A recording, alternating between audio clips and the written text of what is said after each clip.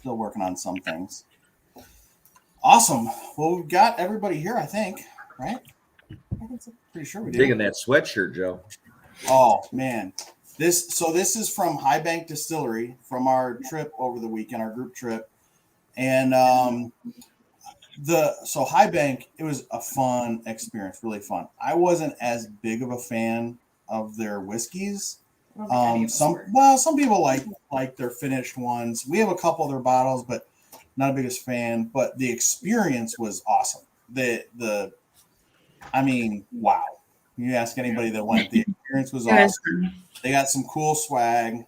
But I'd have to say probably the two best whiskeys we had were Middle West and Watershed. Probably were the Watershed. I don't even know if that's probably that's for certain.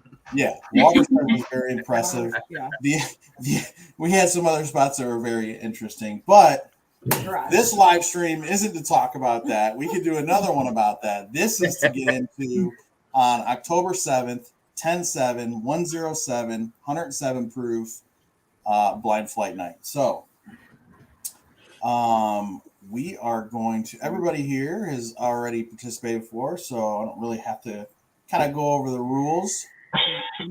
Well, Chris probably knows everybody, I would assume. I think I don't know Chris Rankard or Chris George. I don't know if you guys have met before, but Chris has been with us way back from the beginning. Took kind of a break during the summer to do family stuff, which is really cool. Back with us. So Chris, there you go. Chris. I think for tonight we're gonna go with Webb, George, and Chris. I think will work. So cool. All right. So we are going to, like always, as a refresher for George over there, we're going to taste through each of these one at a time. We've got a cool little new graphics timer that is going to let you spend some time with it. Then we're going to come back and talk about your first impressions when we made it all the way through. We will go back through, do some side-by-sides, and then it'll be open discussion.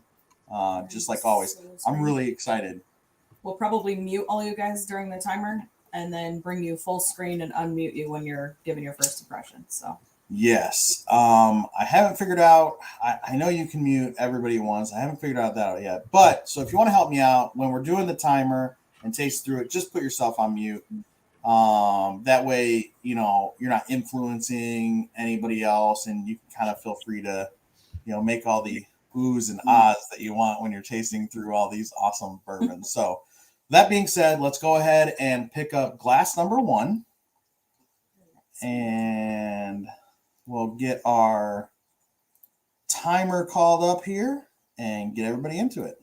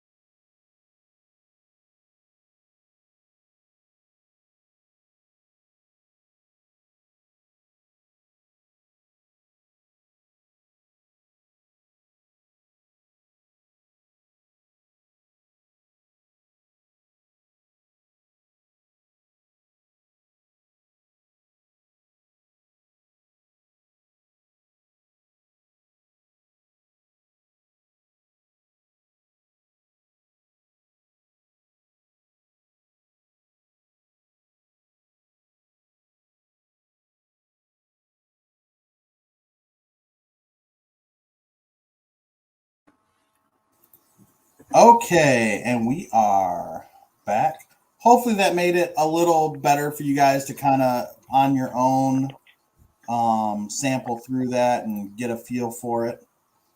Let me see. Is anybody else have the YouTube link called up? Like watching on YouTube also?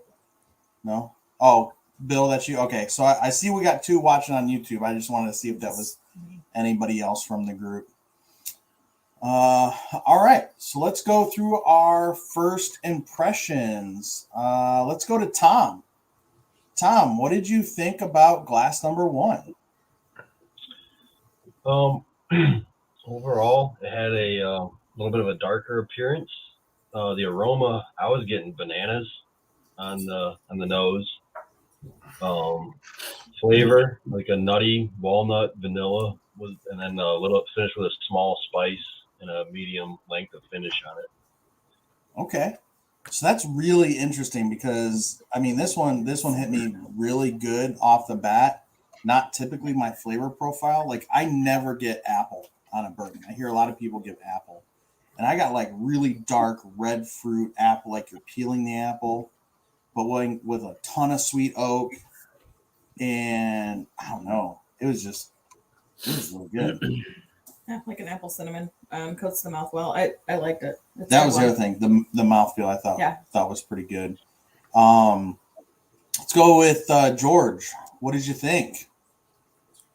My nose is a little stuffy. I think the change in the weather, but to me, there wasn't much note, but it was rather spicy, almost like a rubbing alcohol kind of smell. But it was kind of spicy, and I got like hints of nutmeg is what I was getting. So I kind of agree with Tom on the nuttiness. It's smooth, kind of smooth for the smell, the note, the rubbing alcohol kind of roughness of it, but it finished pretty smooth. Had just a little bit of burn, and I agree with you. The mouthfeel definitely was good, but to me, it didn't kind of linger around. It kind of dissipated pretty quick. Okay, all right. Let's go to Chris. Chris, what did you think? First impressions on glass 1. I got a lot of like blackberry and jam on the nose on mine, with a little bit of nuttiness on that background. I thought it was pretty floral in the nose on it. And then I thought, as it drank, others have said it was pretty light on the finish on there. But I got a lot more caramel that kind of came through on the last part of it. I liked it quite a bit. Okay, awesome. Let's go to Will. Will, what did you think? First impressions on glass 1. First impressions on the nose. First thing it did was hit me with just the ethanol, but that seems to be par for the course on the first one for me on everything. After that settled down, it kind of gave way to, for lack of a better term, a generic booze punch. Like if you had a rum punch with fruit in it, kind of that smell. On the taste, it's funny you said like apples and dark apples, particularly the skins. I said drying and tannic, so like apple skins, dark red cherries, dark grapes, and it finished out with kind of like a almost nutty, I don't know, follow through. Okay, interesting. Yeah, and it drank really well to me. It was one of those that was like, yeah, I could probably drink this for a while all night, and yeah, not realize how much I'm having. All right, Webb, how about you? First impressions on glass 1. Oh, I think you're muted still. Good catch. On the aroma, I had some baked goods and honey. On the flavor, I had just sweet up front with spice in the back and a light oak. And then on the finish, I had that it lingered for a little bit, but it was like mellow. Okay. All right. Bill, what did you think? First impressions on glass 1. On the first sip, I got like a big Kentucky hug. Maybe I wasn't ready for it. I tried a 115. I don't know. The nose was definitely the ethanol, maybe a little bit of grain, and the spice was there for me also. And I think it's super oily. It seems like it lingers in my mouth for a long time. And then the longer it lingered, I did notice some of those dark fruit notes you guys are talking about. Yeah, I'm on board with you. I thought it hung out for a little while. A long I time. really enjoyed the mouth coat on it. Yep. Okay, and Josh and Jackie. Jackie, what did you think? I kind of agree with the fruit smell and the flavor.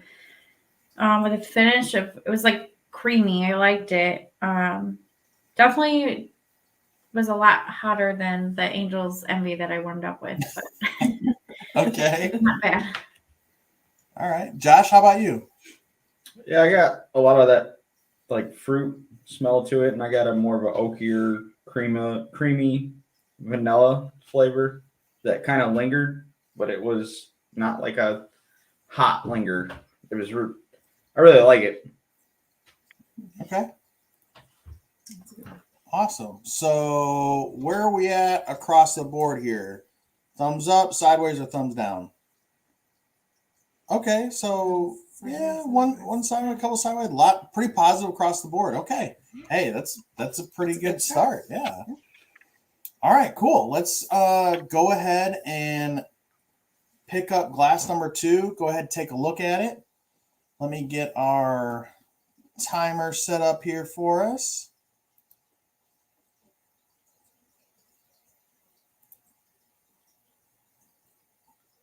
All right, and get into glass 2.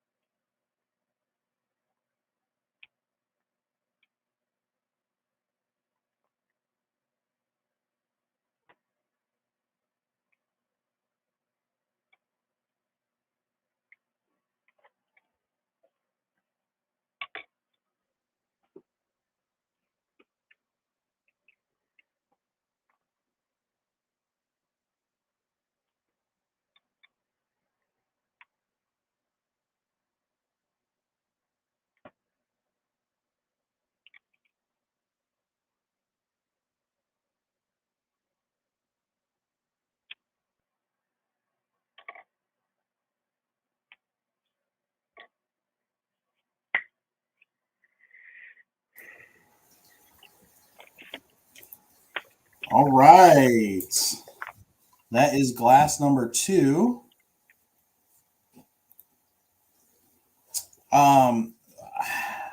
So as soon as I tasted this one, we're not going to give any tasting notes this time. As soon as I tasted, I knew exactly which one it was. So we'll just go right into you guys to see what you thought about it. Let's go back to Tom. Tom, what did you think? First impressions on glass number 2? As far as the aroma, I was getting like some like baking spices and spices in the aroma of it. Flavor wise, cinnamon, clove, black pepper, maybe even a little bit of mint. The finish on it was definitely a little bit spicier. Yeah. Okay. Overall, I didn't love it. Okay. All right. Let's go to George. What did you think? First impressions on glass 2? Tom, I swear I'm not copying your paper, but I thought this one was darker. It stuck to the glass more, and then when first thing I tasted when I took a sip was more oak, old wood, a little sweeter. And it wasn't as hot, but it had a kind of, to me, leather tobacco, and it had a thicker mouthfeel. And I wrote minty, and like I couldn't place it. So I'm glad to hear you say mint. So I'm not crazy and like having a stroke or something. Okay. Interesting. Very interesting. Okay. Let's move over to Chris. What did you think? First impressions on Glass 2. I'm glad George gave me some better words to use. I couldn't figure out old wood. I just wrote dark walnut is what I got on this one. I wrote Once and licorice had a little bit on the flavor, and it was, musty, old, like just, I don't know, old tobacco, that kind of stuff. And I thought like the mouthfeel was very oily and it was full, is kind of the best way I could describe it. And I did get a little bit of like a clove spice at the end. And this is kind of right in my wheelhouse for what the flavor profile I usually like. So I like this one a lot better than the first, but given situational, I would pick this over the first one. Okay. Very interesting. All right. Will, how about you? What did you think? First impressions on Glass 2? First impressions on the nose. I don't know what's causing it, but it was very much like musty leaves and cooked fruit, for lack of a better description. I just, it's like, yep, that kind of smells like wet leaves in the fall. And then flavors, first thing, it was more of a sensation than a flavor. It just stings the edge of the tongue a little bit. And then the flavors that I assigned to that were like burnt marshmallow with black pepper. And then you kind of finished out with a weird, spicy, sweet. I described it as raisin bran meets cinnamon toast crunch. Okay. All right. Very interesting. Buy that all day long. Okay. Bill, I'm very interested to hear what you think about Glass 2. You're muted. Well, initially I got a big punch of spice, and I got some black licorice, which isn't my favorite flavor. But there's a funk in there, and I think Will's right with the pile of wet leaves in the fall. It's just like an old funk taste / smell. I get both in the taste and the smell. Maybe a little vanilla flavor in there too, but it's kind of weird. It's a funk. I'm not sure. I don't know.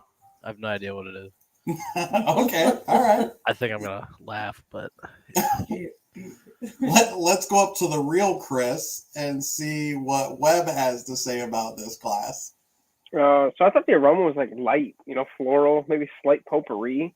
It was definitely deceiving because the flavor was hot, spicy, cinnamon, toasted oak. I thought the finish was hot, but for me, it kind of dissipated rather quickly. The spice kind of lingered, but it wasn't that hot finish that followed. Right. Okay. All right. And Josh and Jackie.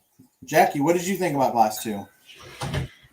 So at first, I really thought the smell was like caramel and butterscotch. When I tasted it, it was nice and sweet. And then, sorry, I'm going to kind of take Josh's thunder. Once he tasted it and smelled it, he said it tasted like barbecue. So then I redid it, and it tastes like sweet, like almost like sweet baby rays, and I get that smell too. Okay. Josh, is that right? Yeah. I got So that from smoky barbecue. Okay.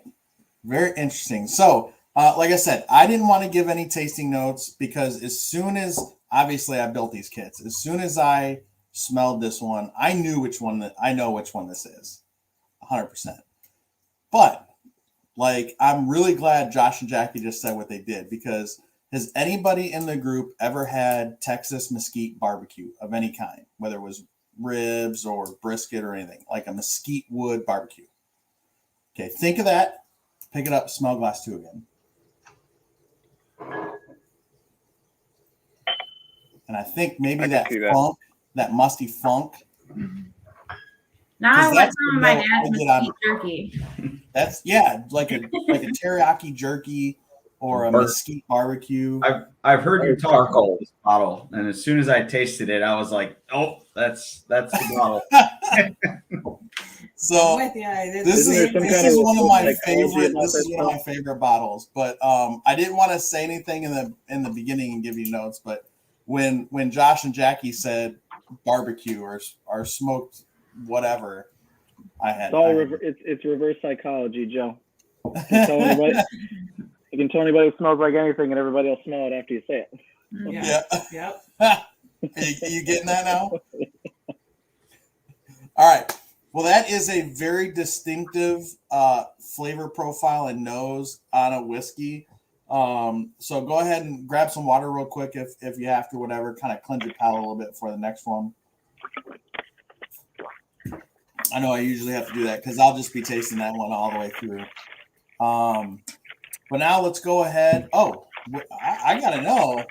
So I'm a 2 thumbs up on this one. But where are we at? Where else are we at across? Okay, so sideways Tom, sideways Will. Okay. All right, so a little mixed. Okay, a little mixed up depending on the flavor profiles there. Okay, so let's go ahead and pick up glass number 3. I'll get our timer reset here and go ahead and spend some time with glass number 3.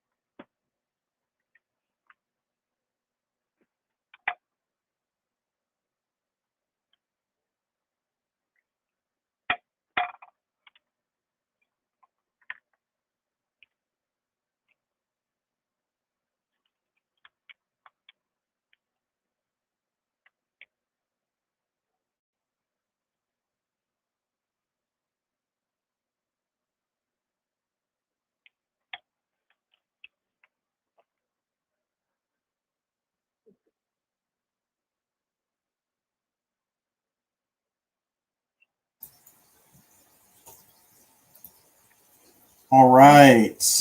There is glass number 3. And man, I don't know if you guys noticed it or not. I don't know if this nice 4K camera will focus and pick it up. Look at that glistening off that glass. And it is hanging there. So what do you think? What did you... I put down, immediately smelled like a cereal grain and honey. It's caramel, vanilla in the mouth, oily. That's pretty good. Yeah, I was on board with that. Honey, like a honey cereal, but like covered with caramel. The classic bourbon caramel vanillas were really hitting strong for me, and the mouthfeel was just amazing. Let's switch up a little bit. Let's go to Bill. Bill, what did you think about glass number 3? So I said it tastes like heads. I'm just getting that, like when they say sour mash and something that's young, you get the heady, grainy flavor. Super ethanol forward for me. That's all I get is blown away by. I just get pushed away by the proof. I think it drinks hotter than anything else that we've had so far, and I just keep getting absolutely blasted with ethanol, so I'm not getting much for flavors out of it. Okay. Yeah, I do think kind of like that honey cereal note, maybe a little youthy. I agree. I think it probably does drink hotter than the first two. Interesting. Chris, what do you think? First impressions on glass 2 or 3? I mean, 3, yeah. I kind of agree with Bill to kind of start out with it. It had that sour mash. I wrote just the word sour down. My first smell on it. I got a little bit more of like a very, very faint, like floral notes, a little bit of apple flavor, and some nutmeg. And I kind of wrote for my taste and the finish. It coated my mouth really well, but I didn't want to call it oily. And I thought it just like I can still feel it on the inside of my cheeks. So I think this could be a weeder, and it had a little bit of spice and pepper on the back end, but I kind of like this one. I would put this second of the first 3 that we've had. So. Okay, interesting. All right. Let's go to Will. Will, what did you think? First impressions on glass 3? Muted. Yeah, you're still muted there, Will.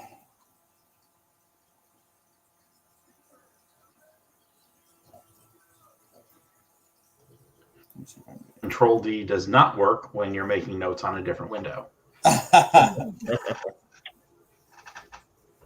All right, so it did cling very well to the glass. The aroma to me was first a big hit of cherries, then light wood and almost like a maple. And then on the taste, it was just big fruity and then sour. Bill, I like your description of the sour mashy heads where it tasted very corny. And it finished out like kettle corn to me. I was not a fan. Okay. All right. Interesting.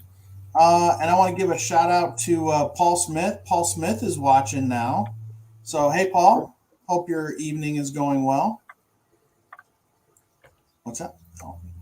Oh, hang on. Should be working. Messed up my partner's typing here. Yeah, he should be. It's Friday night. Does he work Friday nights? I don't know. Maybe he's got it playing at work. I don't know. All right. Well, let's go to the real Chris and see what Webb thinks about glass number 3. Well, so yeah, I was getting a lot of the caramel and vanilla on the nose. Flavor, I had spice, black pepper with a little bit of caramel in the back end. And I thought the finish was hot, but it went away like very fast for me. Okay, interesting. All right. Let's go to George. Chris George, what do you think? Glass number 3. It's always fun when people don't steal your answers, but I agree with you. That's one of the first things I noticed was like the way it's on the glass. I think Will is the one who I got the term from, the legs. It coats the glass really well, but there are no legs. There are no ripples, which is just weird. That was the first thing I noticed. But I almost had a little floral note to it, but as soon as I tasted it, just yeasty, bready, and I think Bill, you made that comment. You were saying something about heady, and I'm like, what's he talking about? But as soon as you said sour mash, it's exactly what I pictured. Putting your finger in the vat at Maker's Mark and tasting. That's what I taste in this glass. Okay. Yeah. All right. I can see that. Just telling me to go back and smell it. It smells when you put your head over. Yeah. Like when you put your head over the fermenter. Right. Mm-hmm. You're smelling the fermenter, which I actually happen to love that Young. smell. Young. All right. Let's go to Tom. Tom, what did you think? First impressions on glass 3? Right off the bat, all I could smell was ethanol, and I had to kind of work my way past it. And the only thing I was able to pick up past the ethanol was maybe a little bit of like a cherry. As far as the flavor went, it was like a smooth caramel. Had a lot of sweet notes at first, and it kind of faded away to like, I had like, like baking, which I guess would be kind of like in that same, like a beer type of a deal. But it was very sweet. And the short finish on it, though, It had a little bit of spice, but it did not last long. Yeah. Okay. Yeah, I think I can get some of those beer notes you're talking about. So where are we at across the board on this one? Ooh, we're That's first. my favorite one. Couple thumbs down. All right. Interesting. Wow, this one's very decisive or very divisive. That's interesting. Okay. Oh, I didn't get Josh and Jackie. Oh, I'm sorry. I tried to change up the. All right. It's not good. I tried to change it up so that Tom didn't have to go first every time. And All good. I'll let so, you go. Jackie, what did you think? Okay. I did not like this one. It smelled really musty. I won't say the other thing it smelled like. It was like light up front, and then it just had a very weird, I don't know. I did not like it. All right, Josh, let us know what's going on over there. Tell us what she wrote, Josh. Is that puke? Yeah. Oh, okay. I was trying not to tell you guys. I got sweet banana and like a musty oak with like a little bit of a caramel finish. I'm not really sure what she's drinking. Okay. All right. So very, very interesting. Very divisive pour there. All right. I agree with you very much. I did a sensory panel with beer, and one of the off flavors is what is it? It's isovaleric acid, which is the signature smell. And that's what I get anytime I'm exposed to a sour mash, which I think is one of the reasons why I just hands down uniformly hate everything Jack Daniels, because it all smells like that to me. Interesting. Interesting. So I can get a little bit of acidic on there. Not quite as far as you guys are going. That's very interesting. Okay, so we've made it through 3 of our 6 pours. Let's go ahead and take a break like normal, get some water, let your palates kind of reset it for a minute. And for you guys and for anybody who might be watching now or watching on the playback, a couple of things going on, a couple of reminders. I know a lot of you guys are already, we had some of you guys on the trip this weekend where we picked the dark pumpernickel rye at MVWS Spirits. Really excited about that. Should only be about 2 or 3 weeks away from getting those bottles ready. So if you haven't gotten an order in for a bottle of that yet, highly recommend it because, man, they were good. They were good. Cast strength. As far as I know, the only cast strength release they've done on the pumpernickel rye, and this is 4 years, 3 months old, and I'm pretty sure all of the regular releases show a 2-year age statement. They're going to be transitioning to higher age statements, but this is going to be one of the oldest releases for their unfinished. I know that you can find their finished dark pumpernickel rye with a 5-year age statement.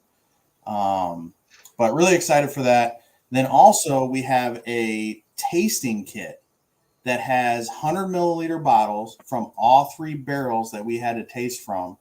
And it comes with a MVWS Glencairn, a little note card, and a fancy little box that we're doing a raffle for. $10 ticket for the raffle to raise money for the Whiskey Society, help cover some of our expenses as we are now fully incorporated and authorized to do business in the state of Ohio. Really excited. Got the email from the state of Ohio this year or this week from that. And then we are going to be finalizing our bylaws and pushing to our 501c3 so we can actually get a liquor license and hold public events, which is going to be really cool. So the barrel pick that's out there, order form. We got the tasting kit. We're going to raffle off that. We're going to draw for that raffle at the bottle release party. We're going to hand out the bottles. So that's going to be pretty fun. That is going to be at Bars Public House. And then all the other events we've got. Hey, if you guys haven't signed up yet, we're hosting a whiskey and barbecue party at our house coming up in a couple of weeks. So check that out. There's an event open for that as well. So any questions about what's going on around the Whiskey Society? I never saw price on the bottles. I'm not a huge rye fan and definitely not pumpernickel, but the way you keep talking it up, you're really selling it. You know what though, so Chris, it is really good, and yeah. it's not if you have the Middle it West, drinks more like a bourbon than a rye. It's good. I mean, I wouldn't do the rye thing and get turned off there. So we've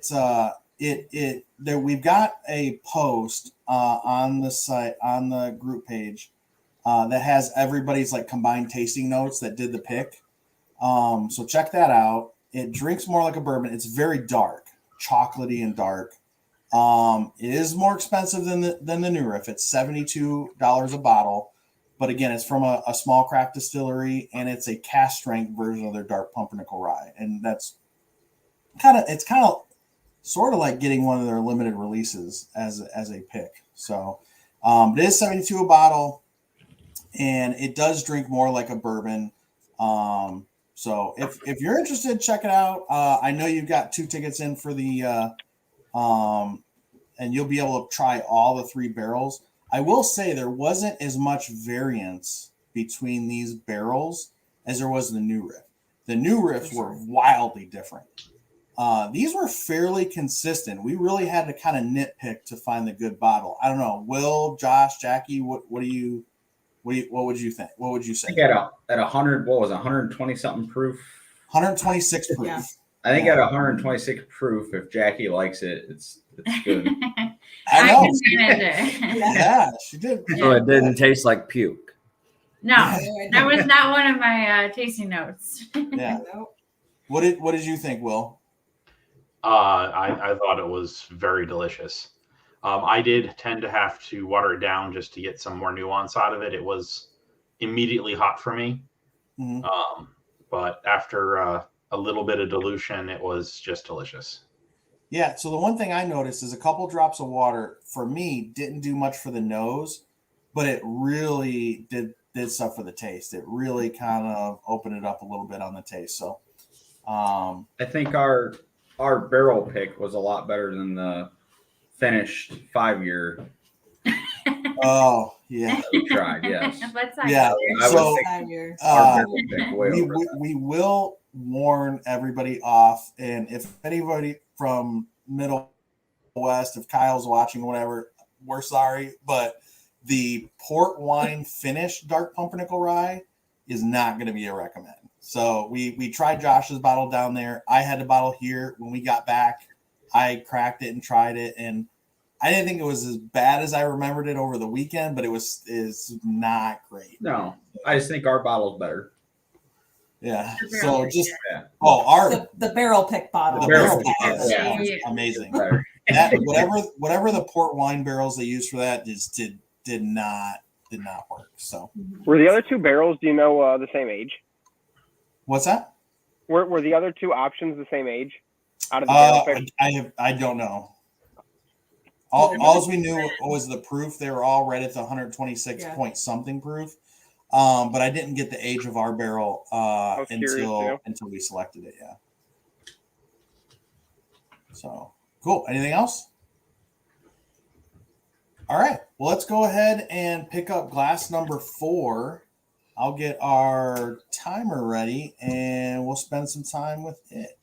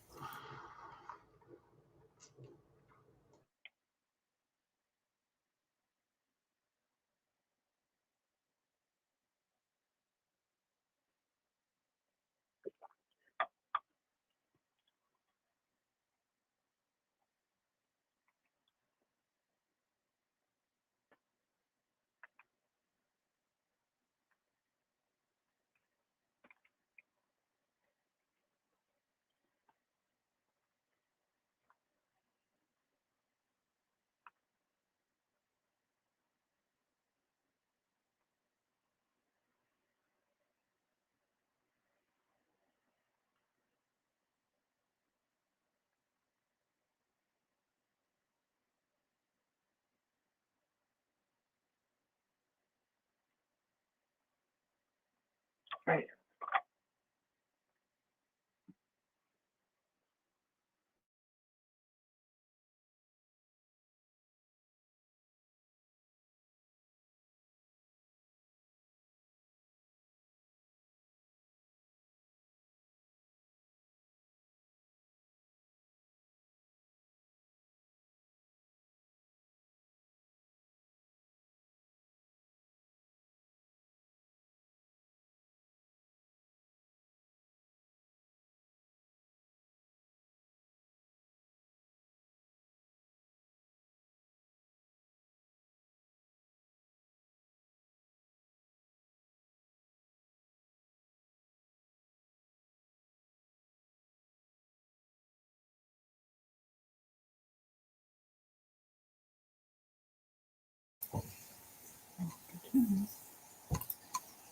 All right, that was glass number 4, and I got to tell you, I don't know how the heck I'm going to pick a favorite. Wow. This one, although I could probably dock this one for the nose. The nose is still, I'm going back to it. I love the flavor. I'm still not getting much of anything on the nose. I could probably dock it for the nose, but the sugary, creamy peanut butter, like, did anybody when you were a kid take your like peanut butter and add like a spoonful of sugar to the peanut butter? Was I the only one that did that? Add sugar to peanut butter? I think that's only you, Joe. Yeah. Wow. Your poor parents. Wow. We did honey. You did honey if you wanted to do something. Pro tip. So Pro tip. honey would do the same Add thing, some though. sugar to your peanut butter. Okay? Pro tip. That's what I'm getting on this, but I'm getting nothing on the nose. What about you? I got like a bright red fruit. I mean, you probably influenced me, but I definitely think it tastes better than it smells. Well, you said nutty before. I did say nutty, but it is creamy. I don't know about it tastes better than it smells. We'll go with that. All right. So let's go to the real Chris Webb. Please stand up. What did you think? Glass number 4. So I got a lot of caramel and butterscotch on the nose. The flavor of the caramel still came through. Some vanilla. Actually reminded me of like a Werther's hard candy. The finish was warm. It kind of went away, but then all of a sudden it kind of like came back a little warm and spicy. So. Okay. All right. Interesting. Yeah, I'm still not getting. I'm almost getting a little bit of smokiness on the nose now. Let's go, Josh and Jackie. Jackie, what did you think about glass number 4? One thing I noticed, I feel like it didn't cling as much to the glass. I smelled like caramel, vanilla, and then it kind of came through with the flavor as well with the caramel. I feel like it definitely tasted hotter than the rest of them. Maybe some spice at the end. Wasn't bad. Okay. Josh, how about you? What did you feel about glass number 4? I liked it. This is going to be one of the hardest, I think, tastings we've done for me to rank. I got like a sweet tart taste to it, like the candy. Okay, interesting. All right. Well, let's go to Bill. Bill, what did you think about glass number 4? The nose was non-existent. I think you said that, Joe. You didn't get much off of it. I've gotten absolutely nothing. I've gone back and forth 4 or 5 times trying to find some scent, but I don't get anything. And the first sip for me was hot. Maybe it's because we had our little break there. I got a little bit of the peanut butter nuttiness on the back end. Other than that, I didn't think there was much going on. Kind of one-dimensional and boring. Not really nothing going on for me. Not much to pick out. All right. So no sugary peanut butter. No. Well, I got a little bit of the nuttiness on the back end once I sat there for 10 seconds, and there's some peanuts, but that's it.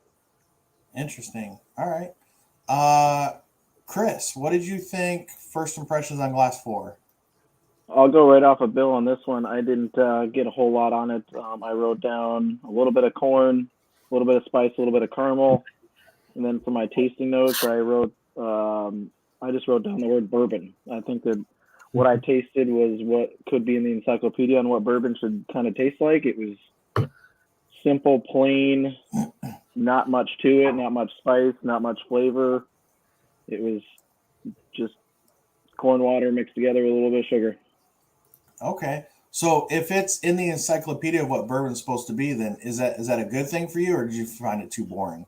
I found it just way one-dimensional. Just it was one thing, and that was it, and it kind of disappeared, and there wasn't much to it. Okay, interesting. Will, how about you? What did you think about it?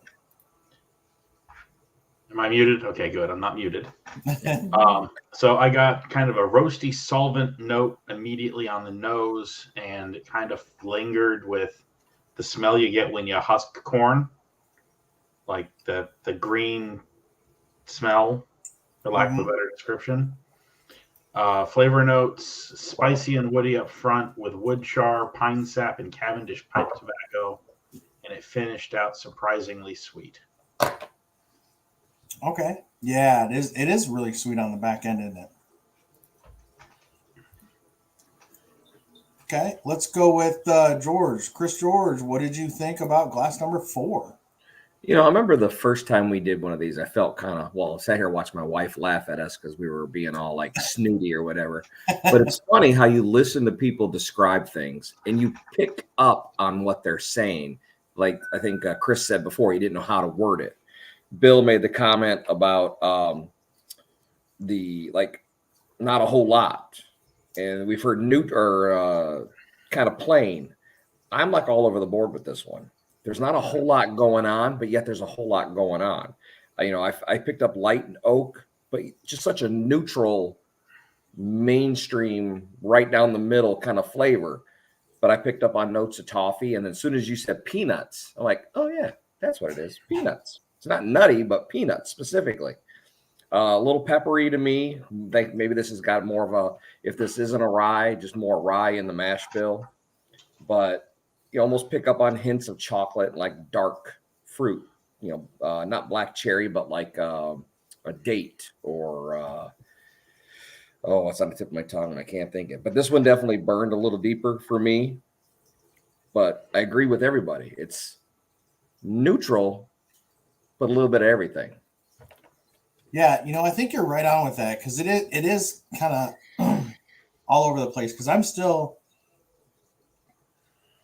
nose is just non-existent for me still. Yeah. But then I tasted another sip while you guys were talking, and God, I just love the flavor so much. And it's not super complex. It's got some oak and it's got some of that, but that like really sugary peanut butter, I just love that. So maybe it's just because I'm the only one as a kid that put sugar on their peanut butter. I don't know. That must be those childhood memories. Yeah, it must be. I had to But dig Tom- a fruit fly out of mine before I tasted it too, so my tasting was off a little bit. Yeah. Okay. Well, Tom, what did you think about glass number 4? Yeah, I completely agree because I crossed out. I was worried you were going to say me first again because I had crossed out things like a million times. I was having so hard of a time picking out any kind of an aroma off of it. But flavor wise, I agree with everybody. I had spicy, peppery, all that. The only thing that was different for me is the sweetness that I was getting was more of like a maple sweetness, not necessarily syrup, but like the maple candy was what I was getting as like the sweetness I was picking up out of it. Okay. Yeah, no, I can see that. All right. I think I got everybody this time, right? I didn't pass anybody up. So where are we at across the board with this one? I think this is going to be pretty mixed too. Okay, so we got a down, a couple side. Oh, 2 thumbs down. Ooh, Bill does not like this one. All right. And man, this is going to be very interesting then. Okay. Well, let's go ahead and pick up glass number 5. I'll get our timer set up here for us. And we can spend 2 minutes with glass number 5. We'll be back with your guys' first impressions.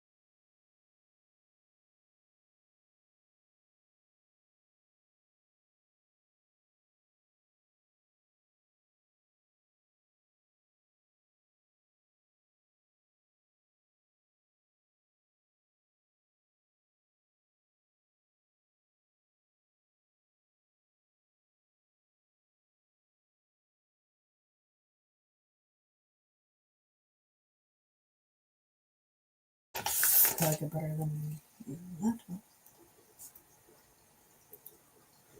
All right, that was glass number 5.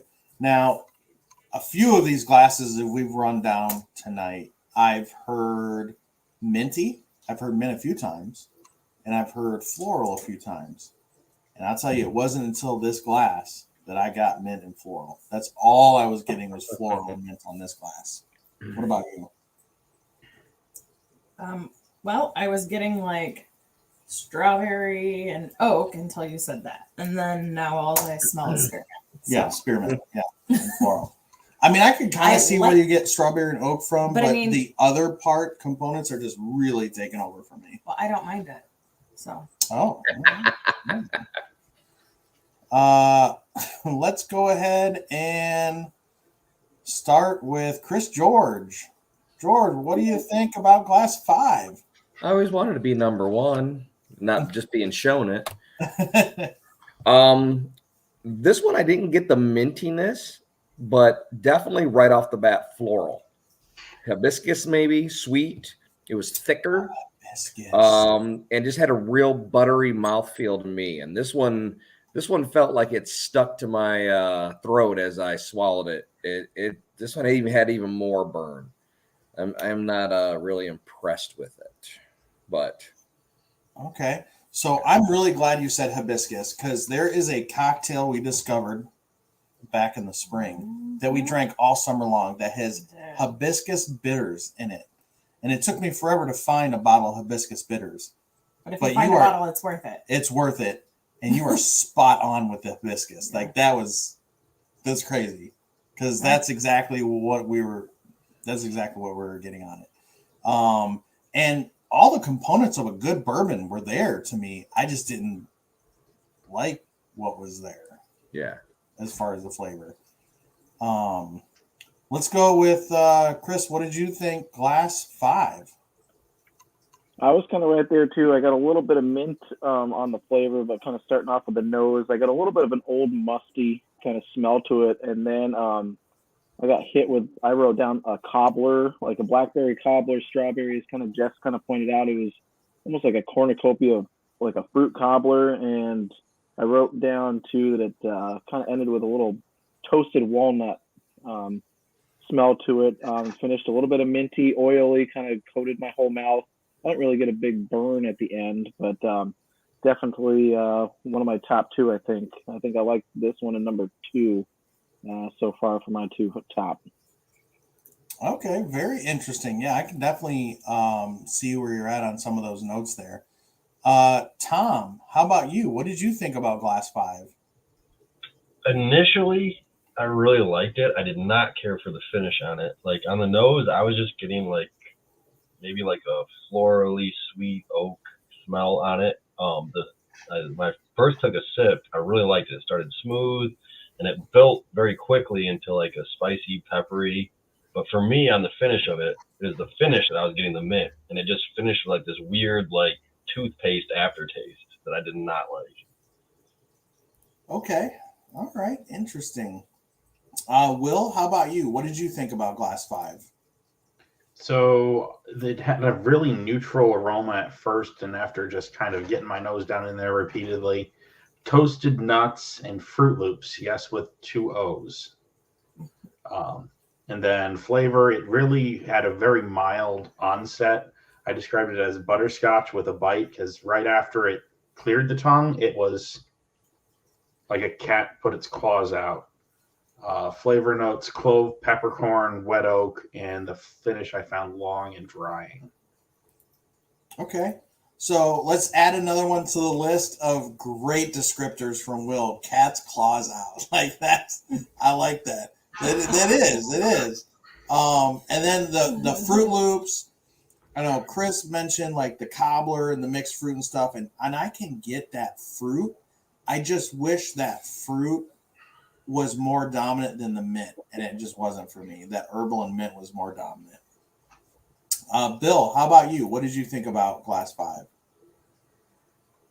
I said young and kind of heady. It's got like that grainy sour mash going on again with a hint of the mint and spearmint, like you guys said. I could definitely place that.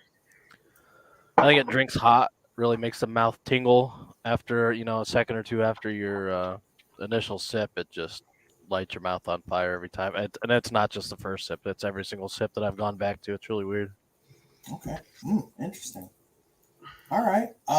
Let's go Josh and Jackie. Jackie, what did you think about Glass 5? At first I smelled like caramel. Then you said the spearmint, and I can definitely smell that. I couldn't quite figure out the flavor until somebody mentioned floral. I guess I can see that. Then I also agree that it definitely tastes hot and lingers. I think it's just not necessarily my flavor profile that I like. Okay. Josh, how about you? I got a little bit of sweetness off the aroma. I'm not really sure what I got. I got a lot of pine on the flavor, and it seemed to linger into like a chalky mint aftertaste. It was different. Yeah, I can really tell you really enjoyed it. All right. Number one in Real baking Chris letters. Webb, please stand up and give us your feelings on Glass 5. Yeah, so the aroma had berries. And I know Will said Fruit Loops, but I was getting like Captain Crunch, Oops All Berries. The flavor I didn't have much going on. Maybe a little bit of fruit apricot. The finish was lingered but short. Okay. All right. I am very interested to know where we at. I think this is my first thumbs down of the night. Yep, same. Wow, we are mixed all over the board. We got a couple up, some downs, a sideways. Interesting. Okay. All right. I'm starting to, man. First we made it through 3-4 of these really, and I was like, I don't know how I'm gonna pick, but I think I'm getting it sorted out a little bit. So let's go ahead and pick up our last class number 6. I'll get our timer set up here for us. So go ahead and spend some time with class number 6, and we'll be back with your first impressions.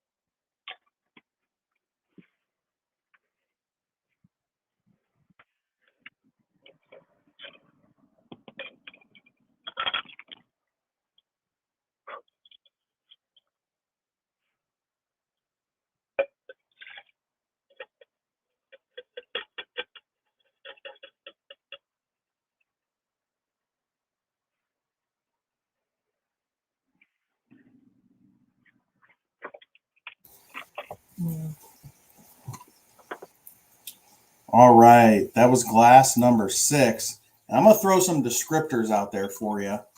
I got a bunch of fruit on the nose, and it like mixed fruit, but not like those mixed fruit cups you get, but like when you're actually chopping up a bunch of different fresh fruit, throw them in a bowl you're gonna take to a summer picnic. Is what I'm talking about. And then I tasted it and I liked it a lot because I think you said brief nuttiness, right? Yeah. So you get some fresh baked whole wheat bread, toast that, spread some, you guys remember my like sugary peanut butter, the peanut butter I had sugar too. So you spread a nice, just a thin layer of that on that toast. And then that fruit we were taking to that picnic, dump it on there, eat that. Delicious. But again, Hey, Joe, I got to ask, when did you become the food connoisseur? I thought that was Will's job. He always compared everything to the foods and the desserts. What did I miss? I'm training with the master over here. He's helping me out. Because that's the other thing I love about whiskey, right? Is it's not only just scents and flavors you're getting. It's experiences, like the whiskey gives you an experience, but the whiskey takes you back or reminds you of experiences, which I love. But again, doesn't really matter what I think. I got to know what you guys think. So, I was with you, but I didn't care for it though. Spoiler alert, I really liked this one. Let's go up there, Josh and Jackie again. Jackie, I know you don't like it. I'm gonna start with you.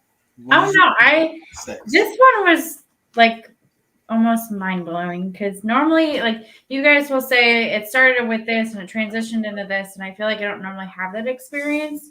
But I definitely agree with you, like the fruity smell. But then when I tasted it, it was like creamy, and then it switched to like fruity, and then I got spicy, and I got spearmint at some point. So it was very weird. Seems very complex.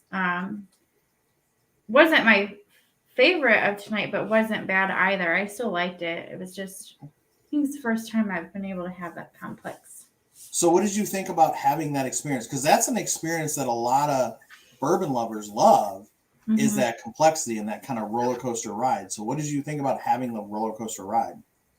It was cool. Okay. She's becoming a professional whiskey taster. She is becoming a professional whiskey taster. Corrupted me. Well, Josh, you that'd be a tough job following that review. Yeah. I got like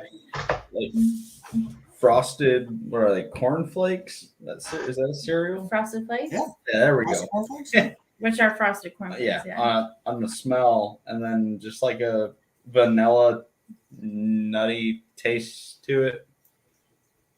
Okay. I didn't get all that, but That's all right. That's all right. Webb, how about you? Glass number 6, first impressions. So the aroma was barely anything for me. I had a little bit of caramel, maybe. I thought the flavor was hot and spicy, a lot of rye. The finish was hot and luckily sweet for me. Okay. Yeah, I'm getting a little less fruit on the nose now, a little more of that nuttiness, but still some fruit on there. Interesting. Tom, how about you? What did you think? First impressions on glass 6? For the nose, I literally just wrote sweet fruit. That's all I had on the nose of that. And then as far as the flavor went, I had toffee, but not too sweet. Kind of transitioned to a little bit of a spicy, got a little bit of tobacco, but it didn't linger very long. It just had that little more of something going on in the back end of it. And then the finish was medium, but also not super long. Overall, I liked it. I liked that there was a nice difference, and it wasn't as sweet as it had smelled initially to me. Okay. Very interesting. Yeah, because I thought it got sweeter on the end, so that's interesting. Will, let's go to you. What did you think first impression on glass 6? First impressions, wet burning leaves and orange oil on the nose. Flavor, big peppermint, some brown sugar. It made me go, okay, did Joe sneak a commercially packaged julep cocktail in? Really? And wow. I would say it finished out very lingering and grassy. Wow. That is very surprising. So our palates aren't exactly the same, but we hit some similar notes. But I mean, this one, we're wildly different on this one. That's very interesting. Bill, what did you think about glass 6? On the nose, I couldn't really pick a whole lot out, but the taste, I definitely initially I said stone fruit that wants to be cherry but can't quite get there. Just a mix of like the red berries and red fruits, and I thought that was pretty good. Reminded me of a rye. Later sips, I got more of the spice. I think it's pretty interesting. Pretty good. Awesome. Let's go to Chris. What did you think about Glass 6? Kind of agree a little bit with Jackie on this one. I kind of got a big mix of stuff. I wrote down caramel and cedar with dried apricot on the nose on this one. It gave a good Kentucky hug. I thought this one was a little bit warmer than others. Light caramel, light oak, finished with a like a white or black pepper, kind of just a little bit of spice note that kind of lingered all the way down. But overall, I thought this one kind of hit every spot on the wheel pretty well, as well balanced overall bourbon. So it wasn't in your face for any one of those, but it definitely hit all the points well enough to be, I think it was better than number 4 that was kind of just plain and one-dimensional. Okay. All right. Very interesting. And Chris George, what did you think? Glass 6. I'm sitting here listening to everything, and I'm still keep going back, and I can maybe pick up the rind from the fruit, but I'm not picking up any fruit notes. The first thing I noticed was that it was a little bready. It was smoother, but again, it was kind of neutral. It was kind of a little bit of everything. If I didn't know any better, I'd swear this was number 4, but just aged longer. Interesting. Okay. I can agree with that one, George. Yeah. Okay. So where are we at across the board with this one? I'm definitely a thumbs up. Wow. Couple thumbs down, couple sideways, couple thumbs up. Man, we've had a couple standouts with, positive, couple of really mixed ones. This is going to be, I have no idea where we're going to shake out on this one, to be honest with you. Normally you can get kind of an idea. Well, that's all 6 of them. We've got everybody's first impressions. So now let's just go ahead and open it up free form. Go ahead and unmute yourself and do some side-by-sides, run back the other way. Let's talk about it. And back to number 2. Holy smokes on the barbecue. I literally told Josh, I was like, I want to call my dad after this and tell him he has to make me some of his mesquite. Jerky. Yeah. I want to taste it with this. So there's where my conundrum is, because I absolutely love this one. It's so unique. I personally get straight up barbecue. This has been the summer of barbecue for me, and it just it's tough to put it into the ranking. Yeah, just because because it's so wildly different than everything else. Mm-hmm. It is so wildly different. And I did not plan it that way. When we reveal what this is, I did not put this in there to be wildly different. I was literally trying to find everything that I had 107 proof. And this just happened to be one of them. So, but you're right. How do you rank how different it is? Because it's really good, but it's wildly different. For me, that's a mood pour. Joe, did I have ready? You know what I mean? The rest of these, I could rank easy, but that one's like a mood pour. Joe, did I have this before? What's that? Have I tried this? I think you might have. I think I know what it is. Yeah. Do you think you just based on you talking about it. Yeah, once you said it, I knew what it was. I know what it is. I'm pretty sure. As soon as I tasted it, I was like, "Oh yeah." Yeah, I think you probably have.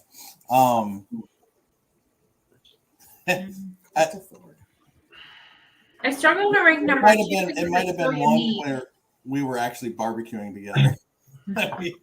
Yeah, I'm pretty sure I know which one it is. Did you have the It was bottle hard out for with me you and 'cause left it's it open? unique. And then 6 is hard because it was so complex. The other ones, I know what my least favorite is for sure. That has not changed, but Yeah, so I mean, 2's. I have a love affinity with 2. I don't know what I'm gonna do with it. 1 and 6. I initially loved 1. The nose, has kind of gone cereal grain on number 1 for me for some reason. I feel like one tastes so basic now compared to the rest of them. Yeah, it's good. It's good. I still like the oak on it. But I think 6. Okay, sip your water. Sorry, guys. There's a lot more going on. I don't know. This is a really, really tough one. I thought this one might be difficult because honestly, except for 5, 5 is really not hitting well for me tonight. Except for 5, these are all, God, I love all of these. I've got my clear favorite, and my 5 and 6 are definite. I'm struggling with 2, 3, and 4, but I'm pretty sure I got them narrowed down. Yeah. Yep. Going with gut. Man, I think I'm going to have to go with my gut on this because 1 through 4, I could list any of those as my top for the night. I mean, I really could. I'm just kind of nitpicking. They're all so much different. They're very different, which I actually didn't expect them to be so. I didn't expect this flight to be so difficult, but yet for them to have so many different good things going on. So it's, what good thing do you pick out, right? I think I'm set though. Jess is set. Give me a thumbs up if you think you're set with your. Okay, perfect. I think she's already got these lined up. Yes, she does. So I'll give you guys mine. I'll mark mine down. So we're going from best or favorite or first to last. So my first, I'm going to go with 2. I'm just going to have to go with 2. It's so different, unique. I absolutely love it. So then after 2, I would go 6, 1, 4, 3, 5 is I think what I'm going to have to go with. Now, Jess, she had 3, 1, 4, 5, 2, 6 is what she had. Let's go with Webb. Hang on a second. Yeah, I'll do it. Oh, Jess is back. She's gonna do it. She's gonna make sure I don't mess it up. She's gonna do it the right way. I'll mess it up. You want me to get mine? I gave yours. Oh, you did. She's got hair up and everything. She's ready for business. Yeah. Yeah. All right, Webb, go ahead. I've got 4, 3, 1, 5, 2, and 6. Okay, Will. I've got 5, 1, 4, 6, 2, 3. Okay, pause right there. We've got rankings from 4 different people, and we have a different first place for each one so far. That's But Webb and I are. wild. Webb and I are close. Close. Yeah, I saw that. Josh, go ahead with yours. 3, 1, 2, 4, 6, 5. Okay, Jackie. 2, 6, 4, 1, 5, 3. Were we complete opposites? Tom. 4, 6, 1, 3, 2, 5. Okay. Bill. 6, 2, 1, 4, 5, 3. Okay, Chris. Got 2, 5, 1, 2634. And George. 264153. All right. Okay. You guys know how this works. I'm going to tally these up and get our group rankings. Go ahead and talk amongst yourselves. Finish your pours if you've got any left, and I'll be right back. Chris, George, I think we have very similar taste profiles. We have the exact same thing. Did we? Yeah. And well, except for the puke. Yeah. But it's funny you say that, because I have had a bottle that was my exact it's the only thing I could pick out, and that was the Basil Hayden, the dark rye. Tastes like vomit. We haven't cracked that bottle yet. They haven't. No. Sell Yeah, it. so Just sell those it. are the That type of probably bottles like that you bring throw to it a away. bottle share and just leave. Yeah. You give it to You me. may or may not have done it. I'm waiting to find some sort of punch or something to make it with. I don't know. I'll take So it. you're gonna bring that one. I'll bring our burnt rubber one, and Burnt rubber? Who Mix doesn't it. like burnt rubber? That's that dark pumpermint nickel rye finished in port casks. Yeah. straight burnt rubber. NHRA approved. So I mean, we had quite a See bit it of left behind in Norwalk but next weekend. Not a bad idea. Just put it in the tank. Shit. Probably need to fill up for a month. it was. Whew. Hey, Josh, I'd take your Woodford over that any day of the week. yeah. Yeah. The Woodford wasn't like bad. It was just disappointing. Like It's that because was you gonna be a expected great it to. experience. Well, you expected it to be so much, and then it was just kind of. I mean, it was good, but it wasn't like mind blowing. Mm-hmm. Kind of off topic. Did anybody pick up Toledo Spirits 3-year whiskey? The dark one. Yeah. Yeah. No. Because my neighbor that lives right across the street, he's one of the owners of Toledo Spirits and Heavy and all them. I haven't picked up a bottle of it, but I was just curious if anybody's tried it or picked Well, it up. I'm assuming most people didn't because they've certainly been pushing it quite a bit on their page. Yeah. So, I haven't. It's a $100 bottle and a 3-year bourbon. well, that's, Wait, whoa. Hey, hang on. You said how much? I think it was 99. I think it was $100. Yeah, it's $100 for No way. the 24-month. Whoa, wait a minute. Lower Town 99, the black edition. the or black. dark- Yeah. So the regular Lower Town 99 was like $36, Yeah. and they came out with this one at 99. Yep.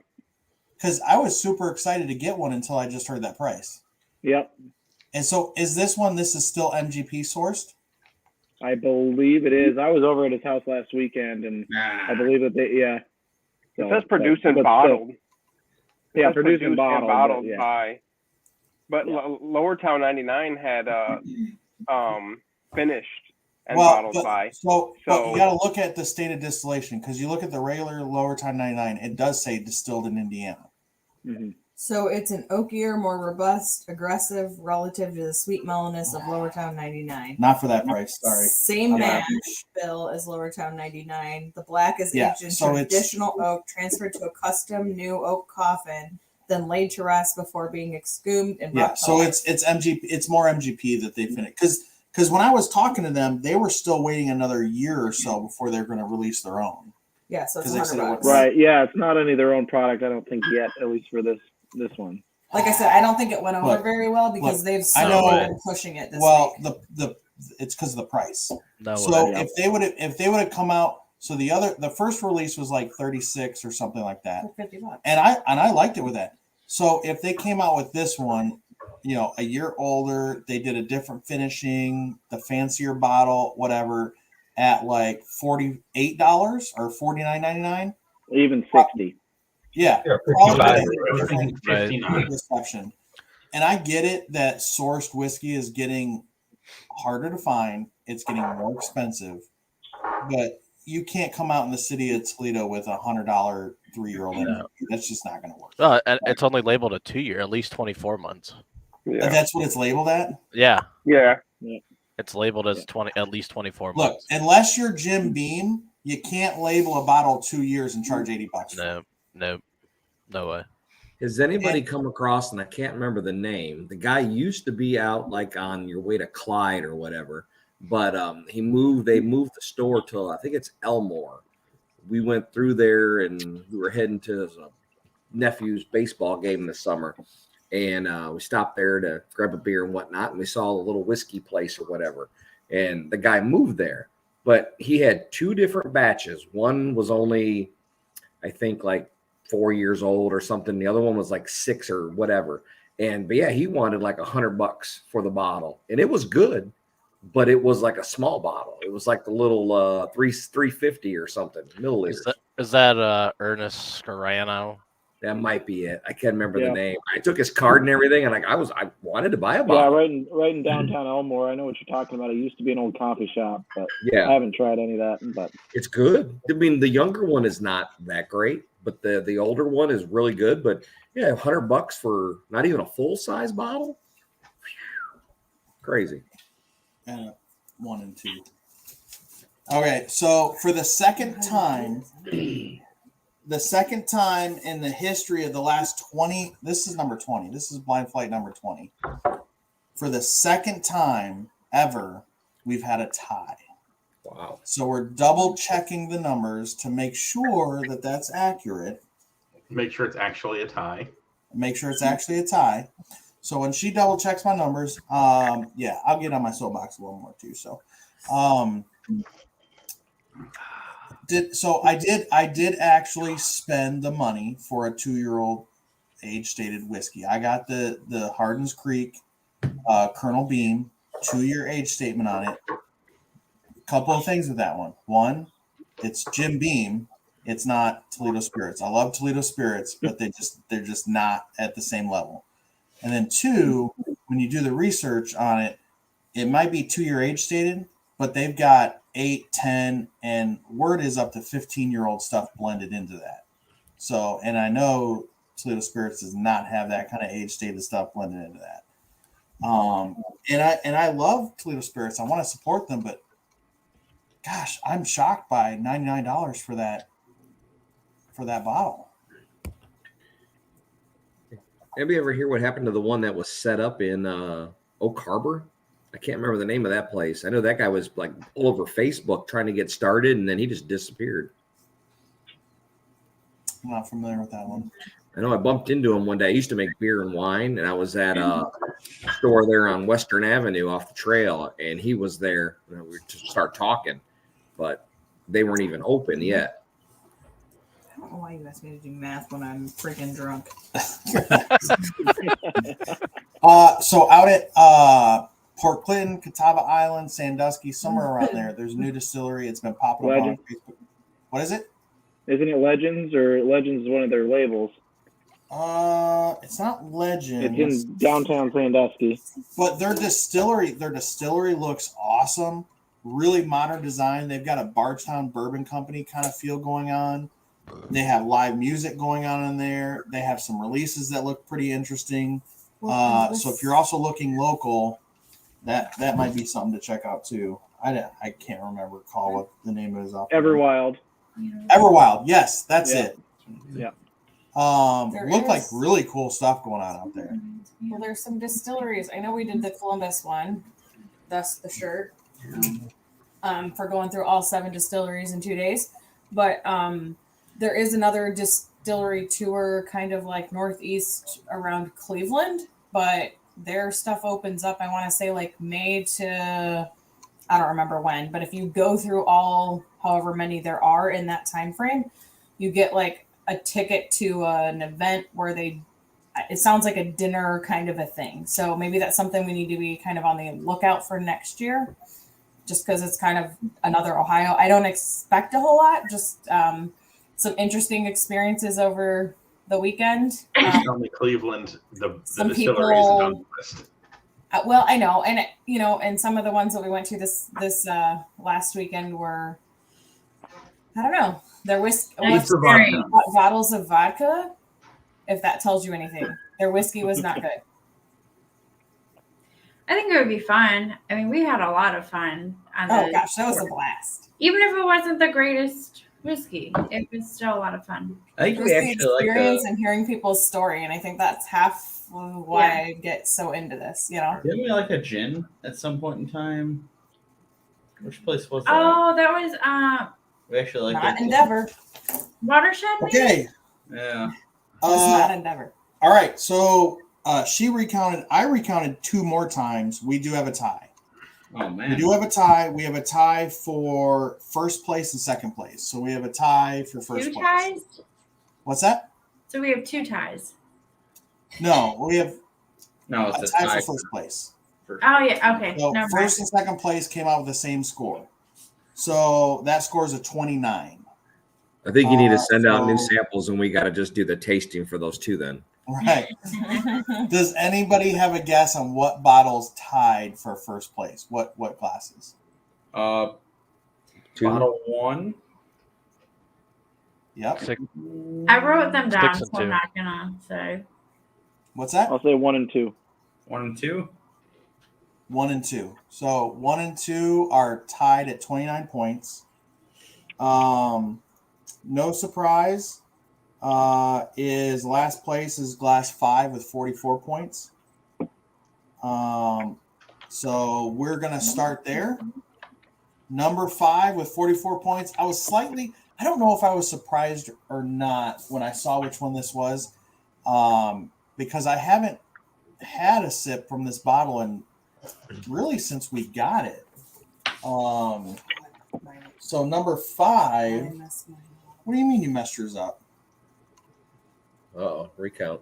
You wrote your scores down, not me. Glass number 5 should be 4. What the hell did I do? Glass number 5 is 4 for you. Oh, okay. I'm not Wow. looking. Remember, she's drunk, Joe. Go ahead. Okay. So glass number 5, last place with 44 points. I hadn't gone to this one in quite a while, so I didn't really know what to expect. But again, these are all 107 proof, and this is Nassif Family Reserve. How do you spell that? Nassif Family Reserve, 107 proof. This is from the Cat's Eye Distillery. So if you're familiar with Obtainium, or if you have any Obtainiums, those are from Cat's Eye Distillery as well. So, and that's in Bettendorf, Iowa. So Cat's Eye Distillery, this is batch number 11. They're really known for Obtainium, light whiskey, but this is Nassif Family Reserve in last place. Okay, so that was 44 points, last place. In 5th place, I don't know if this kind of surprises me a little bit. With 42 points is glass number 3. So glass number 3, maybe it doesn't surprise me. With 42 points, glass number 3 is Nelson Brothers Reserve. So this is from the Briar Nelson Distillery, where Bella Mead comes from. So they are still going to produce Bella Mead Reserve. If you've probably heard, it is going to be much more limited than it was. This is their own distillate. This Nelson Brother Reserve is replacing Bella Mead Reserve in national distribution. And we actually picked this up when we were at the distillery down in Tennessee. Is that my number? Yeah, that was my number 1. That was my last place. That was the puke one. You and I were complete opposites on that one. That's nice. Yeah. So we really liked this when we were at the distillery when we tried it. I still like it. It isn't as dark as the Bella Mead Reserve, obviously being MGP distillate versus their own distillate. A little more honey. Obviously, I think Bill picked up. It was a little younger. But I think still a solid 107 proof whiskey. And I think it was still around the $50 range, which 107 proof for $50 is not too bad. And I thought it was pretty good. So that was 5th place at 42 points. There's only 1 point separating 4th place and 3rd place. So in 4th place, glass number 4 with 35 points Glass number 4 with 35 points is WB Saffel. So this is a special limited release. This is from Wild Turkey Distillery. Have you guys seen this around? I think I saw Joseph's had either the Saffel or the other one. I can't remember the name of the other one offhand. But this is 107 proof. It is it's labeled as like pre-prohibition, trying to go back to the day kind of thing. But this is sourced from Wild Turkey, which I don't usually pick up nuttiness on Wild Turkey, but this one I do. And that was glass number 4, right? That was glass number 4. Wow. WB Saffel. Okay. In third place, glass number 6 with 34 points. And again, remember, there's only 1 point differentiating between glass 4 and glass 6. Glass number 6, 34 points in third place is Baker's 7-year, 107 proof single barrel from Jim Beam Distillery. Now, this one is 7 years and 1 month old. This was a release in 2021. So this was last year's release in Ohio. Baker's 7-year, third place.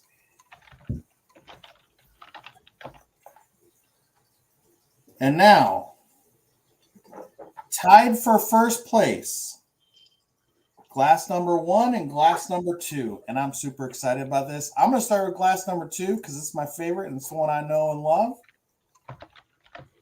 We picked this up at the distillery. Some of you might have already guessed it. New Riff Single Barrel. Josh guessed that one. This was, this was a distillery single barrel pick. This one right here is 4 years old, and it's barrel number 7313. I've been trying to find another bottle of this. I called the distillery because I wanted another one. I wish I would have bought 5 bottles of this when I was down there. But their notes are big juicy notes of mesquite wood, black pepper, and mouth-watering roundness of bursts of currant and candied oak. It's so unique. Wow. It really is. What's the barrel number again? So the barrel number is 7313. I feel like I never match up with what their tasting notes are, but that is spot on. Right. Yeah. So we tried this at the bar. And the reason why we didn't get 2 bottles is because I liked the other one better. She liked the other one. We bought a bottle of the other one. I wish I would have bought a case of this, honestly. Now, looking back. I would have bought 2 cases of it. What's that? I would have bought 2 cases of it. Yeah. I mean, so I've actually been sharing it. You can see how much is left. This has been in our blind flight, and it's been in one other blind that we've done. I'm going to miss this one when it's gone. I really am. Well, thanks for sharing it with us. Yeah. It was glass 2. I remember trying that one. I couldn't tell if that was that 851 or if it was that one because those were both funky. Yeah. So the other glass number 1 that tied with this new riff for first place is Weller Antique 107, but not any Weller, Merle's Whiskey Kitchen single barrel store pick, Weller Antique 107. Called that. I feel like you know your 107 too well because you called it at my brother-in-law, like my sister's house too. Do you know if that's NCF or is it? So this one, we were down in Louisville. We were having dinner at Merle's Whiskey Kitchen. And of course, you guys know I like talking. So I was just talking to the guys up at the bar, struck up conversation. Apparently he was friends. A regular sat down next to me. And when I went to the table, then you started talking to the regular. And And he ended up, he knew the owner. told the owner, we were in town visiting. He came over, and we were already ordering. We bought a Kentucky Spirit single barrel pick from them. And he comes to the table, talks to us for about 10, 15 minutes, said, hey, next week I'm releasing a 107 pick. I've got the bottles here. If you want one, I'll sell you one before we release it. And I was like, oh yeah, yes, please. So that is this one. And I get a lot more oak than I typically do on a 107 on this one, which is why I like this one. But 107. so there's your ties for first place. New Riff single barrel with the mesquite wood and your red apple oaky antique 107. What do you guys think? What was the score number for first? I didn't. 29 points. I figured the antique makes sense. It makes. I figured you'd have to have it in this tasting somewhere. Right. You weren't going to do it and not have it. I just didn't know which one it was. It would have been very embarrassing if it was at the bottom. I knew Bakers in the Weller Antique were 2 of the 6. So. Right. Cross and I didn't at the end. And I don't typically love the regular Weller Antique 107, so I would have rated it a lot lower had I had a standard bottle. But this particular bottle, I really like. That's what I was going to ask. How do you compare that if you side by side that with a shelf for 107? Well, not a shelf. Oh, this shelf would be way down the list for me. Yeah. Yeah. So, any surprises in there for you guys? I was just glad to try your barbecue one finally. Yeah. That was awesome. I'm surprised. I have a tiny bit left. Now I gotta save it for when my dad makes jerky. There you go. There was not really a surprise. It was more confirmation of my bias to the Tennessee whiskeys. Yeah. Because because you didn't like this one. Because you didn't like the Nelson Brothers. No, as I revisited it, I added notes. I added smells like a hotel sauna. Oh, so specific. So do you frequent? Never mind. No, it's like we don't want to go down that road. We're not going to go down that road. With like some urine and unclean. Oh God. Yeah. So was that New Riff one? Was that a pick from the distillery itself, or a group around that area, or do you not know? Yeah, no, it was a distillery pick. It was so they don't. If you're familiar with New Riff, they don't really have one master distiller. They have a distilling team. Yep. And this was a pick from the distilling team. Gotcha. I mean, I have to imagine when their tasting panel was sorting through the barrels and they came across this one. I just have to imagine they were like, "Oh my gosh, that one's coming out for the single barrel. That one's going on the shelf." Did you buy your bottle down there? I did at the distillery. Yeah. So the odds of that bottle being up here are probably slim to none. Yeah, you're never going to see that bottle. Well, there was a lot there when we were there, but we went to the tasting bar. I liked a bottle and he liked a bottle. We went down and bought one of each. Yeah, so their distillery picks are only sold at the gift shop. But if you become one of their mailing lists, you know when special releases happen. when their special releases happen. Yeah. So. Well, cool. Anything else from the group? Any other thoughts, comments, interesting notes from tonight? The surprise for me was when you said Glass 4 was the Soffel, the WB Soffel, because that should have been a good one with being a Russell's and a special kind of pick from them. And I'm very surprised that it was that boring. Yeah, I mean, I still really like the flavor. I was surprised. I know some people get funky nuttiness off of turkey products. I don't get the nuttiness off of turkey products, but I definitely got it off of this one. But yeah, it was good, but it was fell a little short of these three. So, I don't know. Robin and Tom, did you guys get a bottle of that? Because that was number 1 for you guys. So I think Joseph's last time I was here had a bottle of it. Is that NASA Family Reserve? Is that available? I don't think I've ever seen it in Ohio, but no, we got that in Kentucky. We got Okay. yeah. Happens to be where my wife is all weekend, so I may have to put a bug in her ear. Yep, I actually there you like go. that one, even And though it came in last place for us. So It's pretty readily available. It's not an allocated bottle or Okay. anything like that, and it's I want to yeah, I say mean, it came in around last the for us, but I put it as my second favorite. So yeah, I want to say it was around the $40-$50 mark.